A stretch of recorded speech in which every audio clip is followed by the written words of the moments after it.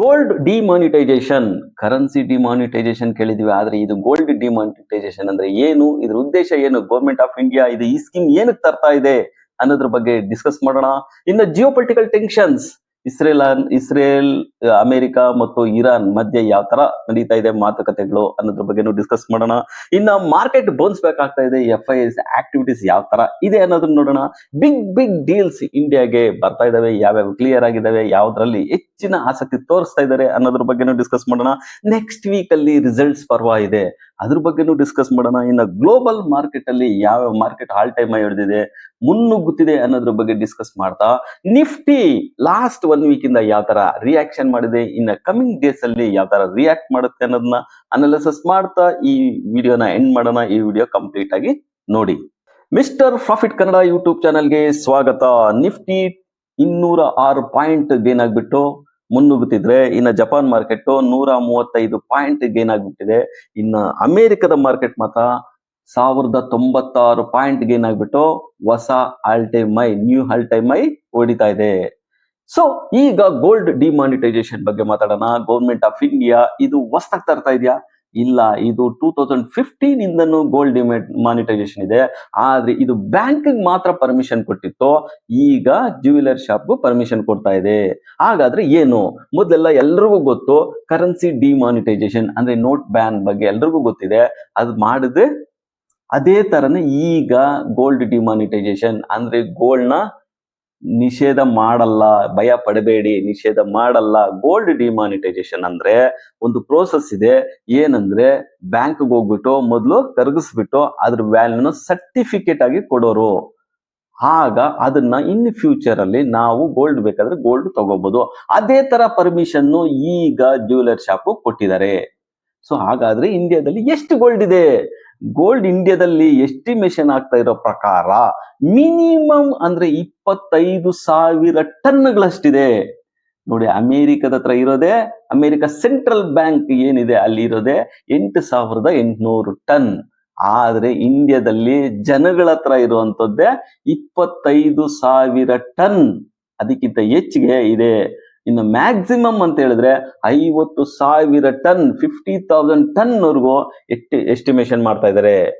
So ಅಂದ್ರೆ $5 trillion ಅಷ್ಟು, 125% of GDP ಅಷ್ಟು ನಮ್ಮ ಹತ್ರ ಗೋಲ್ಡ್ ಇದೆ. ಅಂದ್ರೆ ಗೋಲ್ಡ್ ಇರೋದ್ರಿಂದ ಇಂಡಿಯಾ ರಿಚ್ ಕಂಟ್ರಿ ಅಂತಾನೆ ಹೇಳ್ಬೋದು. ಸೊ ಇದೆಲ್ಲ ಯಾಕೆ ಸಾಧ್ಯ? ಯಾವಾಗ ಇಂಪೋರ್ಟ್ ಮಾಡಿದ್ರು ಅಂದ್ರೆ, ನಮ್ಮ ದೇಶದಲ್ಲಿ ಪುರಾತನ ಕಾಲದಿಂದನೂ ಗೋಲ್ಡ್ ಟ್ರೆಡಿಷನಲ್ ಆಗಿ ಬೈ ಮಾಡೋದು. 1 ಗ್ರಾಮ್ 2 ಗ್ರಾಮ್ ಪ್ರತಿ ಇಯರ್. ಇವಾಗ ಅಕ್ಷಯ ತೃತೀಯ ಬಂದ್ರೆ ಪ್ರತಿ ಇಯರ್ ಎಲ್ಲರೂ ಬೈ ಮಾಡಕ್ ಸ್ಟಾರ್ಟ್ ಮಾಡ್ತಾರೆ. ಇದೇ ತರ ಬೈ ಮಾಡ್ಕೊಂಡು ಸುಮಾರು ವರ್ಷಗಳಿಂದ ಬೈ ಮಾಡ್ಕೊಂಡ್ ಬಂದಿಟ್ಟಿರೋದ್ರಿಂದ ಈಗ ನಮ್ಮ ದೇಶದಲ್ಲಿ 25,000 ಟನ್ ಮಿನಿಮಮ್, 50,000 ಟನ್ ಮ್ಯಾಕ್ಸಿಮಮ್ ಅಂತ ಹೇಳ್ಬಿಟ್ಟು ಎಸ್ಟಿಮೇಷನ್ ಮಾಡ್ತಾ ಇದ್ದಾರೆ. ಈ ಬಂಗಾರನ ಎಲ್ಲರೂ ಮನೆಯಲ್ಲೇ ಇಟ್ಕೊಳ್ಳೋ ಬದಲು ಅದನ್ನ ಕರಗಿಸ್ಬಿಟ್ಟು ಒಂದು ಸರ್ಟಿಫಿಕೇಟ್ ತಗೊಂಡ್ರೆ ಅದಕ್ಕೆ ಇನ್ ಮುಂದೆ ಬಡ್ಡಿ ಕೊಡ್ತಾರೆ, ಇಂಟ್ರೆಸ್ಟ್ ಕೊಡ್ತಾರೆ ಅಂತ ಹೇಳ್ತಾ ಇದ್ದಾರೆ. ಸೊ ಇದೆಲ್ಲ ಯಾಕೆ ಮಾಡ್ಬೇಕು? ನಾವು ಈಗ ಗೋಲ್ಡ್ ಇಂಪೋರ್ಟ್ ಮಾಡ್ಕೊಂತ ಇರೋದು 3,500 ಲಕ್ಷ ಕೋಟಿಯಷ್ಟು ಗೋಲ್ಡ್ ಇಂಪೋರ್ಟ್ ಮಾಡ್ಕೊಂತ ಇದೀವಿ. ಅದಕ್ಕೆ ಡಾಲರ್ ಪೂರ್ವಕವಾಗಿ ಪೇ ಮಾಡ್ಬೇಕಾಗಿರುತ್ತೆ. ಅದರಿಂದ ರುಪಿ ವೀಕ್ ಆಗ್ತಾ ಇರುತ್ತೆ.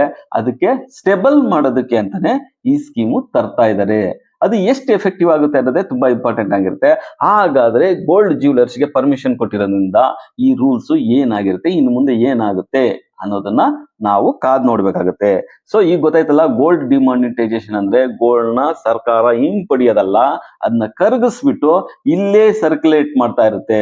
ಹೆಂಗಂದ್ರೆ ಒಂದು ಜ್ಯುವೆಲರ್ ಶಾಪ್ಗೆ ಗೋಲ್ಡ್ ಏನನ್ನ ಕರಗ್ಸಕ್ ಬಂದ್ರೆ ಇನ್ನೆಲ್ಲಾದ್ರೂ ಬೇಕಾದ್ರೆ ಅದನ್ನ ಅಲ್ಲಿ ತಗೊಂಡು ಅವ್ರು ತಗೊಂಡು ಇಲ್ಲೇ ಅಂದ್ರೆ ಇಂಪೋರ್ಟ್ ನ ಕಂಟ್ರೋಲ್ ಮಾಡೋದಕ್ಕಂತಾನೆ ಇದನ್ನ ತರ್ತಾ ಇದ್ದಾರೆ.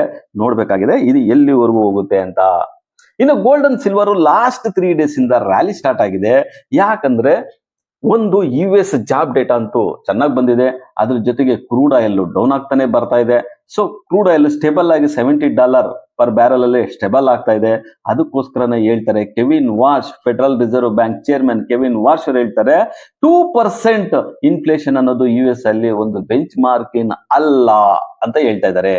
ಸೊ ಇದರಿಂದನೇ ಗೋಲ್ಡ್ ಅಂಡ್ ಸಿಲ್ವರ್ ರ್ಯಾಲಿ ಕೊಡಕ್ ಸ್ಟಾರ್ಟ್ ಆಗುತ್ತೆ. ಕಾರಣ ರೇಟ್ ಕಟ್ ಆಗೋ ಚಾನ್ಸಸ್ ತುಂಬಾ ಕಡಿಮೆ ಇದೆ ಈ ಒಂದು ಡೇಟಾ ಇಂದ ಅಂತ ಹೇಳ್ಬಿಟ್ಟು. ಯಾಕಂದ್ರೆ ಜಾಬ್ ಡೇಟಾ ಚೆನ್ನಾಗಿದ್ದು ಇನ್ಫ್ಲೇಷನ್ ಕಂಟ್ರೋಲ್ ಬರಂಗಿದ್ರೆ ಇಂಟ್ರೆಸ್ಟ್ ರೇಟ್ ಕಟ್ ಮಾಡಲ್ಲ.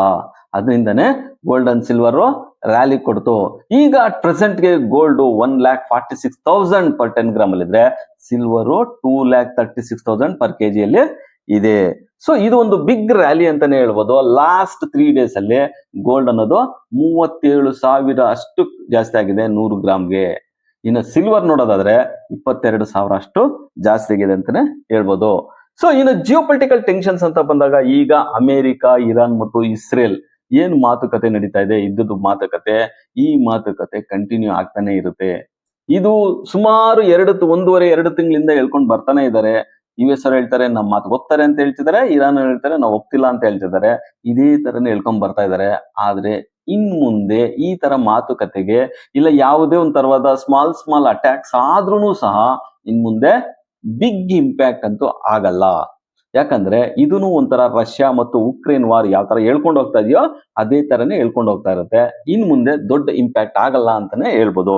ಸೊ ಅಟ್ ಪ್ರೆಸೆಂಟ್ಗೆ US ಅವ್ರು ಏನೇನ್ ಕಂಡೀಷನ್ ಹಾಕಿದ್ರು, ಅದ್ರ ಜೊತೆಗೆ ಇರಾನ್ ಅವ್ರು ಏನೇನ್ ಕಂಡೀಷನ್ ಹಾಕಿದ್ರು ಅವೆರಡನ್ನು ಕ್ಲಬ್ ಅಪ್ ಆಗಿ ಸ್ಮೂತ್ ಟಾಕ್ ನಡೀತಾ ಇದೆ ಅಂತ ಹೇಳ್ತಾ ಇದ್ದಾರೆ. ಅವರು ಮೇನ್ ಆಗಿ ಫಾರಿನ್ ಮಿನಿಸ್ಟರ್ ಆಗ್ಲಿ ಸ್ಪೀಕರ್ ಆಗ್ಲಿ ಇರಾನ್ ಇಂದ ಮಾತಾಡಕ್ ಬಂದ್ರು ಇಸ್ರೇಲ್ಗೆ ಅದನ್ನ ಅವ್ರ ಅಜೆಂಡಾ ಇದ್ದಿದ್ದೇ ಅಟ್ಯಾಕ್ ಮಾಡೋದಕ್ಕೆ ನ್ಯೂಕ್ಲಿಯರ್ ಅಂತ.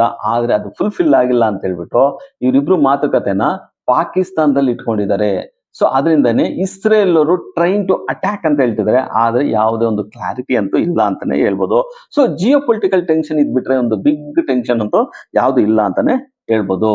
ಸೊ ಇನ್ನು ಮಾರ್ಕೆಟ್ ಅಲ್ಲಿ ಫಾರಿನ್ ಇನ್ಸ್ಟಿಟ್ಯೂಷನ್ ಅವರು ಕಂಪ್ಯಾರಿಸನ್ ಮಾಡ್ತಾ ಬಂದ್ರೆ ಮಂತ್ ಆನ್ ಮಂತ್ ನಮ್ಗೆ ಶಾರ್ಟ್ಸ್ ಅನ್ನೋದು ಲಾಸ್ಟ್ 15 days ಅಲ್ಲಿ ನೋಡಿದ್ರೆ ನಮ್ಗೆ ಸೆಲ್ಲಿಂಗ್ ಪ್ರೆಷರ್ ಅನ್ನೋದು ಕಡಿಮೆ ಮಾಡಿದರೆ, one day by one day cell ಇದೇ ತರನೇ ಮಾಡ್ಕೊಂಡ್ ಬಂದಿದ್ದಾರೆ. ಆದ್ರೆ ಓವರ್ ಆಲ್ ಆಗಿ ನೋಡಕ್ ಹೋದ್ರೆ ಸೆಲ್ಲಿಂಗ್ ಕಂಟಿನ್ಯೂಷನ್ ಆಗ್ತಾನೆ ಇದೆ ಅಂತಾನೆ ಹೇಳ್ಬೋದು.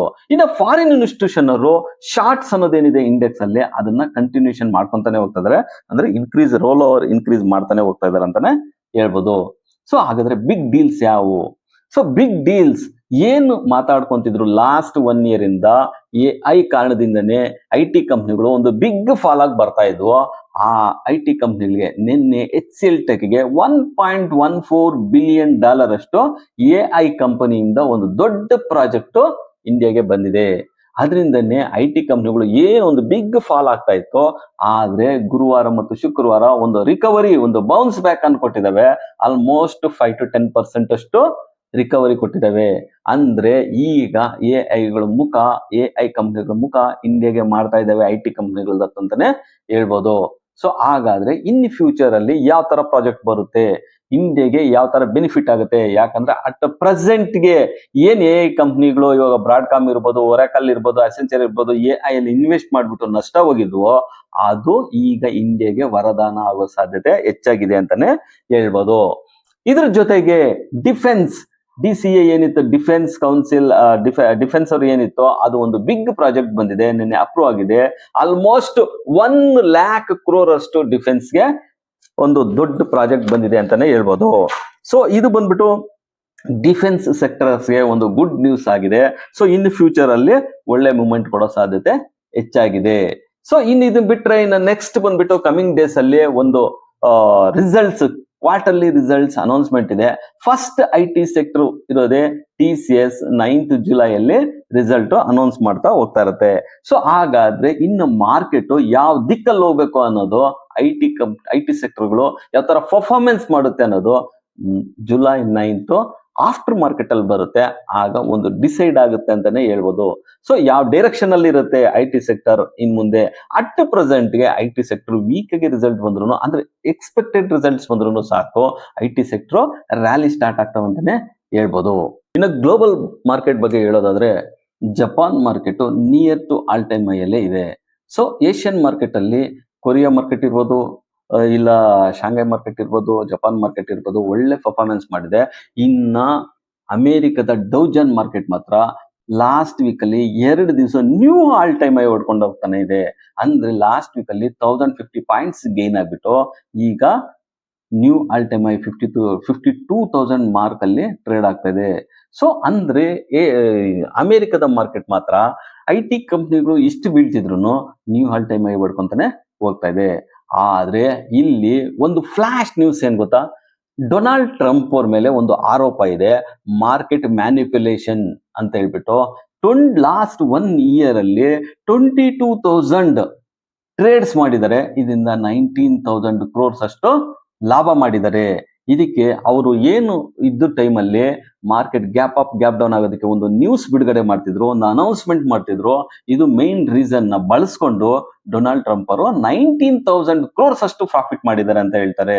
ನೋಡಿ, ಯಾರು ಒಂದು ಕಂಪನಿ ಮಾಡಿದಾರೆ ಅಂದ್ರೆ ಓಕೆ, ಆದ್ರೆ ಇಲ್ಲಿ ಆ ಒಂದು ಜಗತ್ ವರ್ಲ್ಡ್ಗೆ ದೊಡ್ಡಣ ಅಂತ, ಪ್ರಪಂಚದ ದೊಡ್ಡಣ ಅನಿಸ್ಕೊಂಡಿರೋರೆ ಈ ತರ ಮಾಡಿದ್ರೆ ಇನ್ನ ಮುಂದಿನ ಮಾರ್ಕೆಟ್ ಕತೆ ಏನು ಅಂತ ಯೋಚಿಸಬೇಕಾಗಿದೆ.